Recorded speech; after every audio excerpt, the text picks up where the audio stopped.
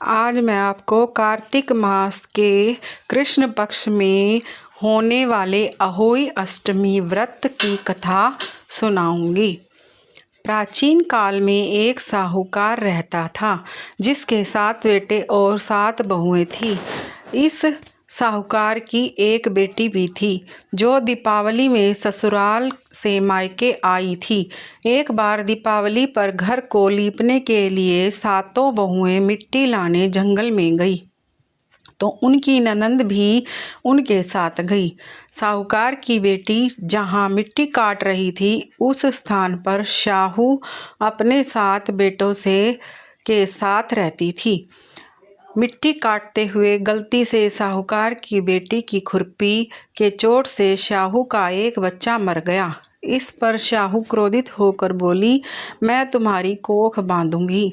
शाहू के वचन सुनकर साहूकार की बेटी अपनी 7 भाभियों से विनती करती है कि कोई उसके बदले अपनी कोख बंधवा ले।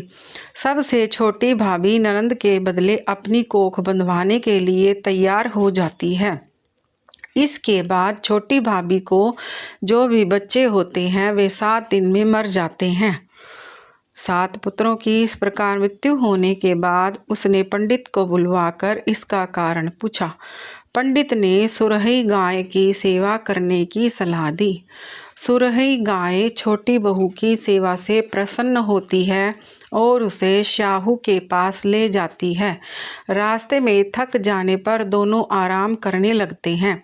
अचानक साहूकार की बेटी छोटी बहू की नज़र एक ओर जाती है और वो देखती है कि एक सांप एक गरुड़ के बच्चे को डसने जा रहा है।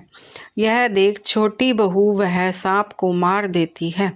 इतने में गरुड़ पंखनी वहां आ जाती है और बिखरा हुआ खून देखकर उसे लगता है कि छोटी बहू ने उसके बच्चे के मार दिया, इसलिए वो छोटी बहू को चोंच मारना शुरू कर देती है।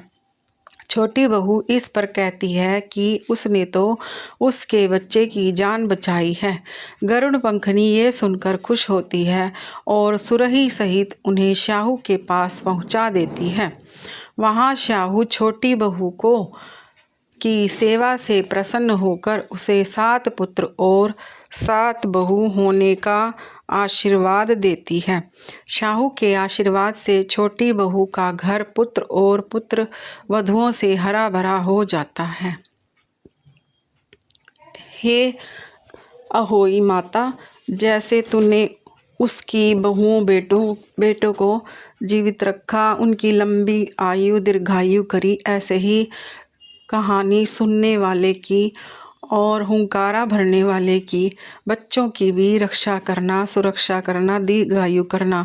जय हो होई माता की।